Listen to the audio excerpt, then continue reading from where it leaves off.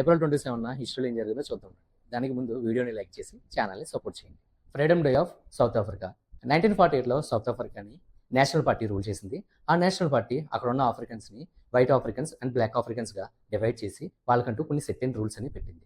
ఆ రూల్స్ ఏంటంటే సౌత్ ఆఫ్రికాలో ఉన్న బ్లాక్ ఆఫ్రికన్స్కి వాళ్ళ హౌసెస్ అనేవి బలవంతంగా ఖాళీ చేయించేసి వాళ్ళని దూరంగా పంపించేయడం, స్కూల్స్, హాస్పిటల్స్, ట్రాన్స్పోర్టేషన్స్లో వాళ్ళని సపరేట్గా చేయడం, బ్లాక్స్ మ్యారేజ్ చేసుకోవడం, మెయిన్గా సౌత్ ఆఫ్రికాలో ఉన్న బ్లాక్ ఆఫ్రికన్స్కి అక్కడ ఉంటున్న ఓటు హక్కు అనేది రద్దు చేశారు.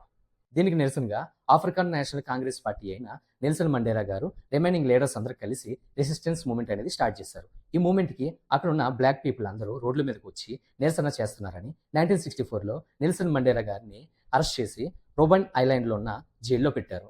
ఆ జైల్లో టోటల్గా 27 ఇయర్స్ నెల్సన్ మండేలా గారిని ఉంచి 1990లో యుఎన్ఏ ఒత్తిడి వల్ల రిలీజ్ చేశారు. రిలీజ్ చేసిన తర్వాత మీటింగ్ పిలిచి వాళ్ళ యొక్క కండిషన్స్ అడిగితే నెల్సన్ మండేలా గారు ఫ్రీ ఎలక్షన్స్ డిమాండ్ చేశారు. అందుకు సౌత్ ఆఫ్రికాలో 1994 ఏప్రిల్ 27న ఫస్ట్ ఫ్రీ ఎలక్షన్స్ అనేవి కండక్ట్ చేశారు. ఈ ఫ్రీ ఎలక్షన్స్లోకి ప్రజలందరూ వచ్చి అర్ధరాత్రులైన కిలోమీటర్ లైన్లో నుంచుని వాళ్ళ ఓటు హక్కు అనేది వినియోగించుకున్నారు. ఈ ఎలక్షన్స్లో African national Congress party win అయింది. మే 10th 1994న నెల్సన్ మండేలా గారు first south Africa block president అయ్యారు. రిమైనింగ్ స్క్రీన్ పైన కనబడుతున్నాయి ఏప్రిల్ 27న జరిగిన హిస్టారికల్ ఈవెంట్స్. నా ఎక్స్ప్లెనేషన్ కనుక నచ్చితే వీడియోకి లైక్ చేయండి, ఛానల్ని ఫాలో చేయండి.